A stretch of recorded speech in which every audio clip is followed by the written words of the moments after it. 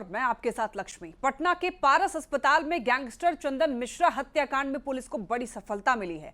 जी हां, बिहार पुलिस की एसटीएफ और पटना पुलिस की टीम ने देखिए 48 घंटे के भीतर इस हत्याकांड में 5 से 6 अपराधियों को गिरफ्तार कर लिया है और सभी की गिरफ्तारी जो है पश्चिम बंगाल से की गई है। हालांकि इन अपराधियों की गिरफ्तारी की अभी आधिकारिक तौर पर पुष्टि नहीं हुई है। सूत्रों के हवाले से हमें ये जानकारी मिल रही है, लेकिन ये कहा जा रहा है कि गिरफ्तार अपराधियों से बंगाल में ही पूछताछ की जा रही है और कानूनी प्रक्रिया पूरी होने के बाद उन्हें पटना लाया जाएगा। सूत्रों के हवाले से यह खबर मिली है कि पुलिस और एसटीएफ की टीम ने बंगाल में कई ठिकानों पर छापेमारी की है। तो ये मामला पारस अस्पताल में फायरिंग और हत्या का ये मामला है। देखिए, सुपर एक्सक्लूसिव तस्वीरें आपको दिखा रहे हैं। ये 2 अपराधी जो हैं एकदम आराम से वहां से निकलते हुए दिखाई दे रहे हैं। हालांकि उसमें 6 अपराधी थे। बता दें आपको, 5 अपराधी पारस अस्पताल में घुसे थे फायरिंग करने के लिए और एक बाहर खड़ा था और निगरानी कर रहा था। ये एक सुपर एक्सक्लूसिव तस्वीर। इस हत्याकांड में 5 नहीं बल्कि 6 अपराधी शामिल थे और आपको बता दें कि टीम को लीड कर रहा था तौसीफ नाम का एक व्यक्ति। हत्या के बाद हथियार लहराते हुए अपराधी जो है वो भागे हुए थे। बंगाल से जुड़े चंदन मिश्रा हत्याकांड से जुड़ा है। पटना पुलिस और एसटीएफ ने बंगाल में ये कार्रवाई की है। 5 से 6 अपराधियों को गिरफ्तार कर लिया गया है। ज्यादा जानकारी देंगे न्यूज 18 संवाददाता संजय हमारे साथ जुड़ रहे हैं। संजय, एक बहुत बड़ा अपडेट सामने आया है कि 5 से 6 अपराधियों की गिरफ्तारी हो गई है। बिल्कुल, देखिए लक्ष्मी, सोर्सेस बेसिस पे ये खबर है कि 5 से 6 अपराधियों को बिहार एसटीएफ और पटना पुलिस की टीम ने गिरफ्तार कर लिया है। हालांकि इनके नाम अभी सामने नहीं आए हैं, आधिकारिक पुष्टि नहीं की गई है, लेकिन जो सूत्र हैं वो बता रहे हैं कि आधा दर्जन अपराधियों को पुलिस ने गिरफ्तार किया है। पूर्णिया और कई इलाकों में छापेमारी की है बिहार एसटीएफ और पटना पुलिस की टीम ने। दरअसल इस पूरे मामले में जो एक अपराधी था, शूटर था, मेन शूटर तौसीफ उर्फ बादशाह, जिसका सीसीटीवी फुटेज भी सामने आया है, वो सबसे आगे व्हाइट कलर की शर्ट में। उसके परिजनों को पुलिस ने गया से हिरासत में लिया था और परिजनों ने ही इस बात की जानकारी दी कि तौसीफ उर्फ बादशाह जो है वो बाई रोड वेस्ट बंगाल गया है। उसके बाद पुलिस ने दबिश बढ़ाई। फ्लाइट से बिहार एसटीएफ और पुलिस टीम पहुंची है वेस्ट बंगाल। वहां बंगाल एसटीएफ से उसने सहयोग मांगा और उसके बाद इस पूरे मामले में ताबड़तोड़ छापेमारी चली है। एक जो उसका प्रतिद्वंदी था, चंदन, जो गैंगस्टर है चंदन मिश्रा, सोनू, जो वहां पर बंद है पुर्लिया जेल में, उससे भी बिहार एसटीएफ और बंगाल एसटीएफ की टीम ने पूछताछ की थी। उससे भी कई क्लू मिले और उसके बाद ये सारी कार्रवाई हुई है। देखना होगा पुलिस कब तक उन्हें पटना कराती है, लेकिन निश्चित तौर पर बिहार पुलिस ने 48 घंटे के अंदर इस पूरे मामले को सुलझा लिया है और ताबड़तोड़ छापेमारी अभी चल रही है और गिरफ्तारों की संख्या जो है, जो एक्यूज है, उनकी संख्या और भी बढ़ सकती है। इस बात की जानकारी सोर्सेस बेसिस पर मैं आपको दे रहा हूं। तो कामयाबी मिली है। कौन कौन से एक्यूज हैं उनके नाम निश्चित तौर पर अभी सामने नहीं आए, लेकिन आ जाएंगे नाम भी कि कौन कौन किन किन लोगों को अरेस्ट किया गया है और उनकी इस मर्डर कॉन्स्पिरेसी में क्या संलिप्तता रही थी, किस तरह की भूमिका रही थी। ठीक है, नजर बनाए रखिएगा संजय। बहुत धन्यवाद आपका इन तमाम जानकारियों के लिए, तमाम अपडेट्स के लिए। आइए बढ़ते हैं खबरों में आगे। संजना भारती हत्याकांड के बाद देखिए परिजनों से मिलने वैशाली के गोरौल पहुंचे चिराग पासवान ने एक बड़ा बयान दिया है। चिराग यहां पर पुलिस प्रशासन पर जमकर बरसे और बिहार की कानून व्यवस्था पर भी सवाल खड़े कर दिया है। दरअसल गोरौल प्रखंड क्षेत्र के पीरापुर गांव की लड़की संजना भारती का 27 मई को अपहरण कर लिया गया था और अपहरण के 1 महीने 13 दिन के बाद लड़की की हत्या कर जमीन में दफना दिए गए। दफना देने के देखिए शव को बरामद कर लिया गया था और इसी मामले में चिराग पासवान ने पुलिस प्रशासन पर जमकर बरसते हुए दिखाई दिए। बिहार में जिस तरीके से अपराध और अपराधी बेलगाम हो गए, ये बिना प्रशासन की मिली भगत के ये नहीं हो सकता। आप बताइए, एक बच्ची गायब होती है, लगभग 27 मई को गायब होती है, 10 जुलाई को उसकी बॉडी मिलती है। 1 महीना 13 दिन तक आप बच्ची को ढूंढ नहीं पाते हैं। उसके पास मोबाइल फोन था, उसको तक आप लोग ट्रैक नहीं कर पाते हैं। तो आपका प्रशासन फिर किस काम का है ये? और अगर इसी तरीके से प्रशासन लीपापोती करता रहा और खामोश रहा, यही कारण है कि बिहार में एक के बाद एक अपराध हो रहा है। मुख्यमंत्री जी, जो कि प्रदेश के गृह मंत्री हैं, उनके संज्ञान में भी लिखित रूप में नाम के साथ कि किन किन अधिकारियों के संज्ञान में यह विषय था और उसके बावजूद वो लोग खामोश रहे हैं। उसके बावजूद उल्टा आके परिवार को प्रताड़ित करने का कार्य किया जा रहा है।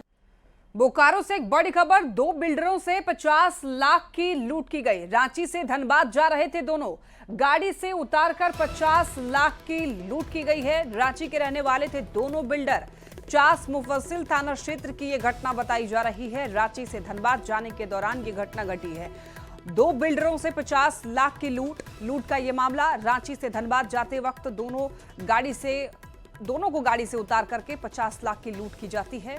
रांची के रहने वाले थे दोनों बिल्डर। चास मुफस्सिल थाना क्षेत्र की यह घटना है। अब आप देखिए कि किस तरीके से अपराधियों के हौसले बुलंद हैं। यानी कि लूट की घटना को अंजाम दे दिया जाता है राह चलते। बोकारो से ये बड़ी खबर, 2 बिल्डरों से 50 लाख की लूट कर ली गई है। अपराधियों में पुलिस प्रशासन का खौफ बिल्कुल भी नहीं है। रांची से धनबाद जाते वक्त दोनों लोगों से गाड़ी से उतारकर 50 लाख की लूट कर ली जाती है। ज्यादा जानकारी देंगे न्यूज 18 संवाददाता मृत्युंजय हमारे साथ जुड़ रहे हैं। मृत्युंजय, लूट की घटना सामने आई है 2 बिल्डरों से, एक बार पूरी जानकारी दीजिए। देखिए, मैं आपको बता दूं कि यह घटना जो है कल शुक्रवार देर शाम की है। रांची के 2 बिल्डर अभय सिंह और जय अपने 4 पहिया वाहन से धनबाद के सिंदरी चास मुफस्सिल थाना क्षेत्र के से होते हुए जा रहे थे। इसी दौरान अलकुसा मोड़ पर उनकी गाड़ी को एक 4 पहिया वाहन से आए अपराधियों के द्वारा रोकी जाती है। उन्हें गाड़ियों से उतारा जाता है। उसके बाद उनसे जो है गाड़ियों से पैसा लेकर जैसे ही उनको भी गाड़ी में बैठाने का प्रयास किया जाता है, ग्रामीणों के द्वारा जब विरोध किया जाता है तो गाड़ी लेकर वह फरार हो जाते हैं।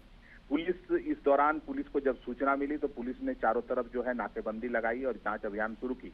लेकिन पुलिस का यह कहना है कि फिलहाल यह बिल्डरों का विवाद का मामला है, क्योंकि दोनों ही बात जो सामने आ रही है कि दोनों ही बिल्डर हैं और आपस में पैसे के लेन देन के कारण ऐसी हुई है। लेकिन घटना जो भी हो, लेकिन जिस प्रकार से एक लूट की घटना को अंजाम दिया गया है, पुलिस के कार्यशैली पर और कानून व्यवस्था पर जरूर सवाल उठ रहा है। क्योंकि एक और एसपी जो है खुद पैदल चलकर लोगों को सुरक्षित रहने का संदेश दे रहे थे कल शाम को, और उसके बाद शाम को ही एक बड़ी घटना घट जाती है। तो हम कह सकते हैं कि पुलिस के जो व्यवस्था और कानून व्यवस्था पर सवाल उठना लाजमी है। जी ठीक है मृत्युंजय, बहुत धन्यवाद आपका इन तमाम अपडेट्स के लिए। प्रधानमंत्री नरेंद्र मोदी ने वोटर लिस्ट रिवीजन पर एक बड़ा बयान दे दिया है। पश्चिम बंगाल के दुर्गापुर में एक रैली को संबोधित करते हुए पीएम मोदी ने यह साफ कर दिया है कि भारत की नागरिकता और मतदाता सूची को लेकर सरकार का रुख बेहद ही सख्त है। प्रधानमंत्री ने कहा है कि जो भारत का नागरिक नहीं है उस पर कानून के मुताबिक कार्रवाई होती रहेगी। ये मोदी की गारंटी है। प्रधानमंत्री नरेंद्र मोदी का एक बहुत बड़ा बयान, और दरअसल उन्होंने पश्चिम बंगाल के दुर्गापुर में एक रैली को संबोधित करते हुए ये कह दिया है कि भारत की नागरिकता और मतदाता सूची को लेकर सरकार का रुख बेहद सख्त है। वोटर लिस्ट रिवीजन पर प्रधानमंत्री नरेंद्र मोदी का ये बड़ा बयान। जो भारत का नागरिक नहीं है, फिर से सुन लीजिए, जो भारत का नागरिक नहीं है, जो घुसपैठ करके आया है, उसके साथ भारत के संविधान के तहत न्याय सम्मत कार्रवाई होती रहेगी। वोटर लिस्ट रिवीजन पर देखिए, एक तरफ विपक्ष इस पर निशाना साध रहा है, विपक्ष इसके विरोध में है, विपक्ष नहीं चाहता है कि एसआईआर हो।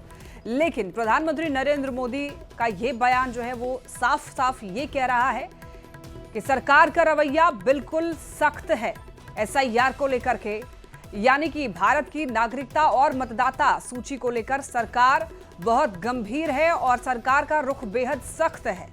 प्रधानमंत्री ने यह कहा है कि जो भारत का नागरिक नहीं है उस पर कानून के मुताबिक कार्रवाई होती रहेगी।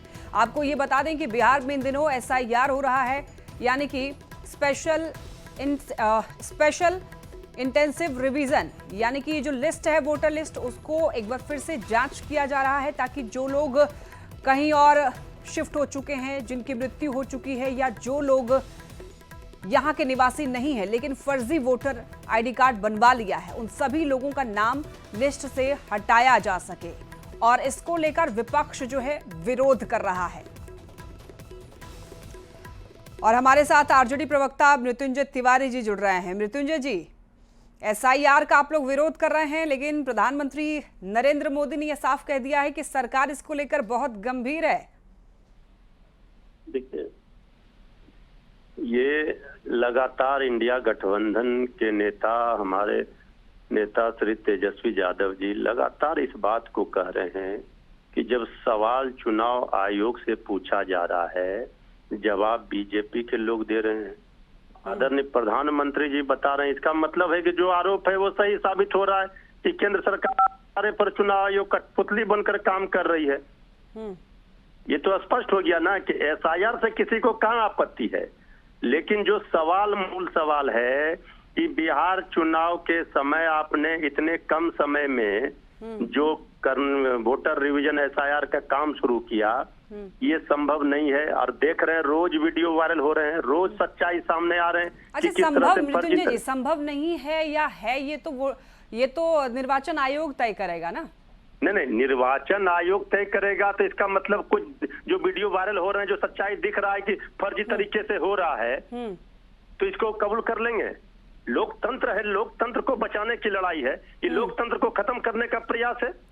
आप एसआईआर से किसी को आपत्ति नहीं है, आप 6 महीने पहले क्यों नहीं कराया? माननीय सर्वोच्च न्यायालय ने भी इस सवाल को इससे लोकतंत्र पर कैसे खतरा है, कैसे बता रहे हैं? मताधिकार का किसी को भी आप वोट देने, किसी भी भारतीय नागरिक को आप वोट देने के अधिकार से वंचित करेंगे तो लोकतंत्र खत्म नहीं होगा तो क्या होगा? अच्छा, वोटर लिस्ट रिवीजन होना चाहिए कि नहीं होना चाहिए? एकदम होना चाहिए। उसके लिए समय देना चाहिए। अभी तो केंद्र सरकार में सहयोगी है टीडीपी, चंद्रबाबू नायडू जी की पार्टी, उन्होंने भी ये मांग की। हर दल, जेडीयू भी, उनसे भी पूछिए, अभी सत्ता में मलाई खाना है, लेकिन हर दल इस बात को स्वीकार कर रहा है। ऑफ द रिकॉर्ड चाहे बीजेपी के भी नेता हो कि ये तो गलत हो रहा है। 25 दिन 26 दिन में आप कह अच्छा, आप लोगों की आपत्ति क्या है?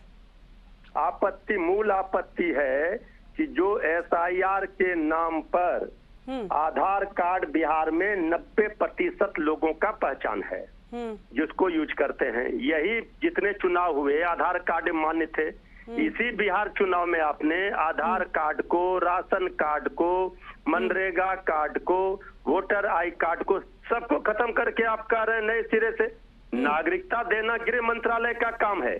कौन घुसपैठिए हैं, कौन भारत का नागरिक नहीं है, फर्जी है, ये सब काम सरकार का है। अच्छा, जो लोग फर्जी हैं उन पर, फर्जी वोटर्स हैं, उन पर कार्रवाई होनी चाहिए कि नहीं होनी चाहिए? फर्जी वोटर पर कार्रवाई होनी चाहिए। केंद्र सरकार क्या कर रही है?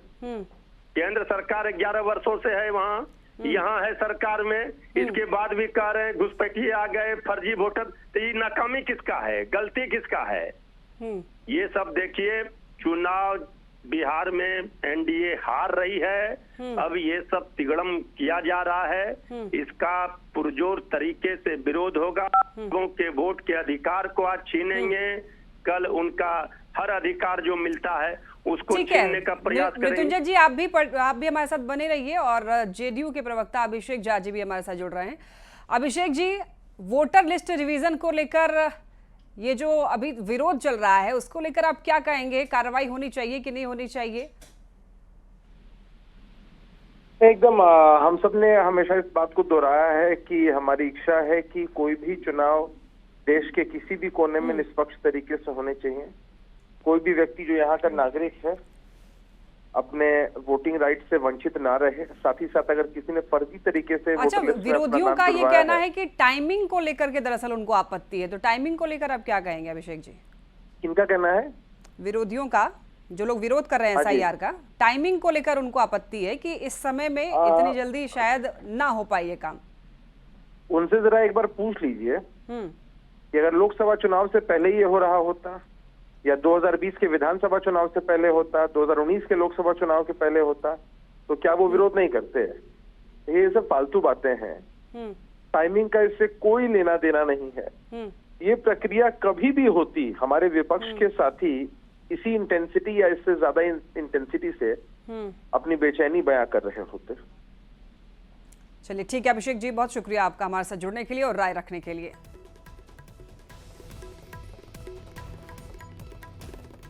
और इस वक्त की एक बड़ी खबर एसआईआर को लेकर देखिए, निर्वाचन आयोग का ये बयान है कि एसआईआर के तहत 94.68% मतदाताओं का फॉर्म जमा हो चुका है। प्रक्रिया पूरी होने में 7 दिन बचे हैं। जिनका नाम अपने पते पर नहीं मिला है उन्हें हटाने से पहले कारण बताना जरूरी होगा, चुनाव आयोग का यह कहना है। तो ये बड़ी खबर इस वक्त SIR के तहत यानी कि स्पेशल इंटेंसिव रिवीजन के तहत 94.68% मतदाताओं का, वोटर्स का फॉर्म जो है वो जमा हो गया है और प्रक्रिया पूरी होने में 7 दिन बचे हैं। जिनका नाम अपने पते पर नहीं मिला है उन्हें हटाने से पहले कारण भी बताना होगा और ये जरूरी है, चुनाव आयोग का ये कहना है।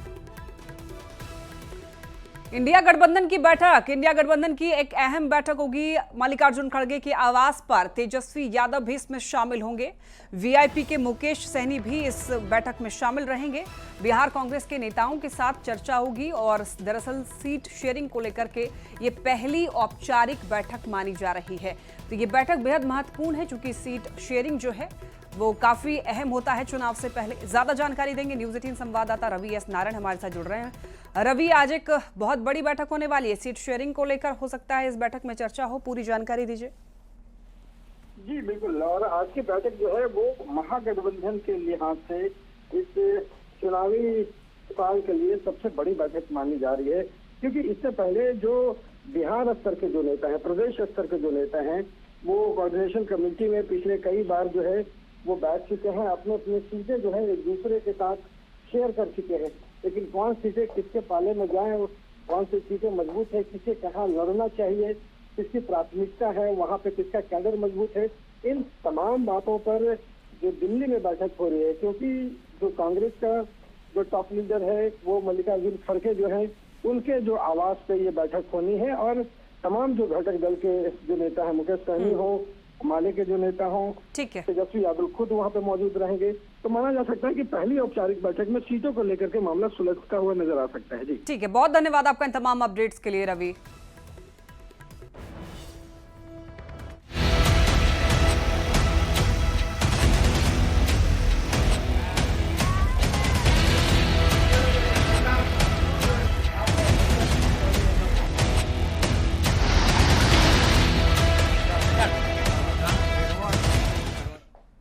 पटना में गंगा नदी का जलस्तर लगातार बढ़ते हुए गांधी घाट और हथीदह में खतरे के निशान को पार कर चुका है। इससे तटवर्ती इलाकों में बाढ़ का खतरा मंडराने लगा है। प्रशासन अलर्ट मोड में है और हालात पर निगरानी रखी जा रही है। निचले इलाकों में गंगा का जो पानी है वो फैल गया है और इससे इलाकों में बाढ़ जैसे हालात भी बन गए हैं। ग्रामीण मवेशियों के चारे और अपने परिवार को सुरक्षित स्थान पर पहुंचाने में जुटे हुए हैं। ज्यादा जानकारी दे रही हैं संवाददाता विनीता मिश्रा।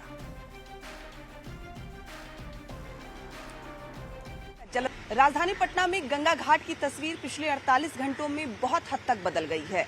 लगातार गंगा का जलस्तर बढ़ रहा है और यही वजह है कि गंगा की जो धारा है वो चाहे दीघा घाट हो या फिर NIT अब ऊपर तक पहुंच गई है, खतरे के निशान के पार बह रही है। NIT की तस्वीर हम आपको दिखा रहे हैं जहां दूर दूर तक गंगा की लहरें नजर आ रही है।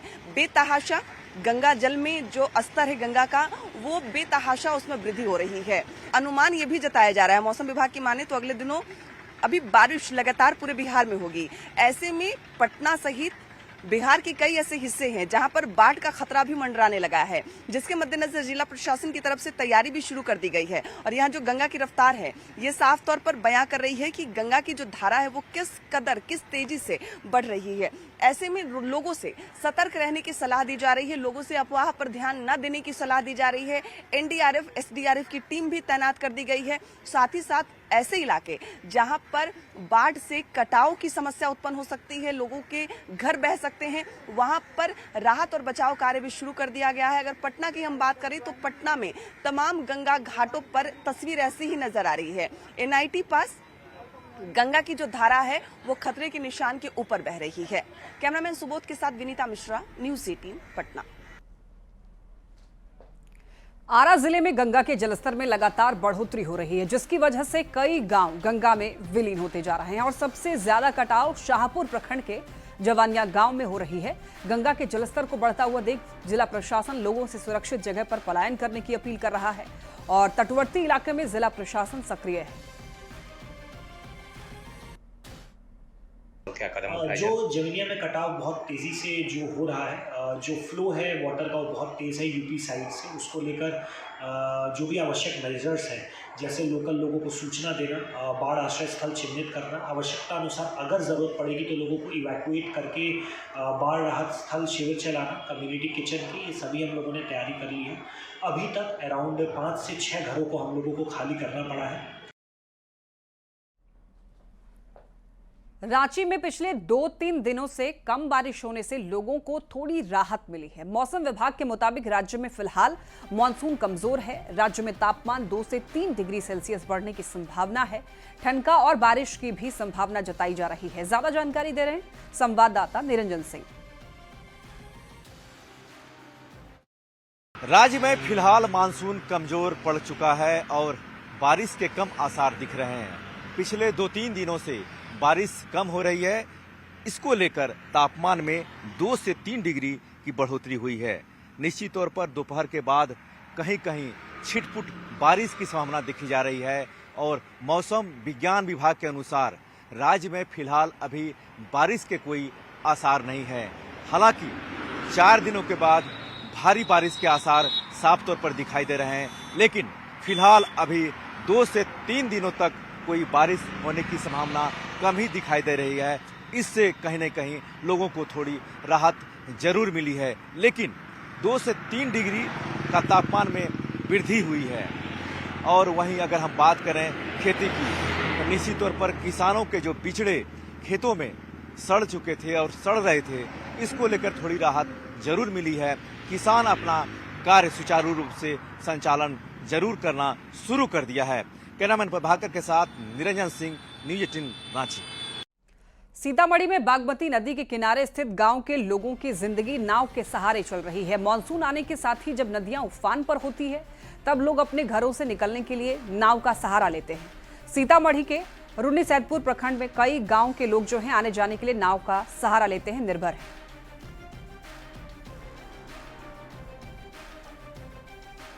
और चलिए फिलहाल